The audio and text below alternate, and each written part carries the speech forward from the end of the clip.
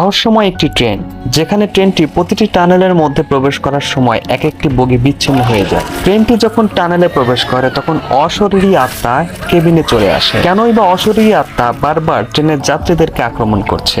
এমন একটি Indonesian horror movie আজকে আমি আপনাদের সামনে শেয়ার করব। মুভির শুরুতে দেখানো হয় কতগুলো শ্রমিক গাছ কেটে বন উজাড় করে ফেলছে।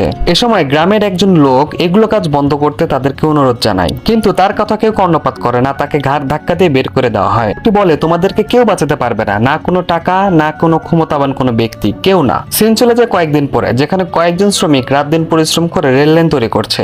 রাত যখন গভীর হয় তখন সকল শ্রমিক চলে যায়, কিন্তু পাইবান ও তার বন্ধু অতিরিক্ত টাকার পাওয়ার জন্য আবার ডিউটি করে যায়। তাদের পরিবার অনেক ঋণী থাকার কারণে তারা এই সিদ্ধান্ত নেয়। যখন গভীর হয় তখন তার বন্ধু যেখানে কাজ করছিল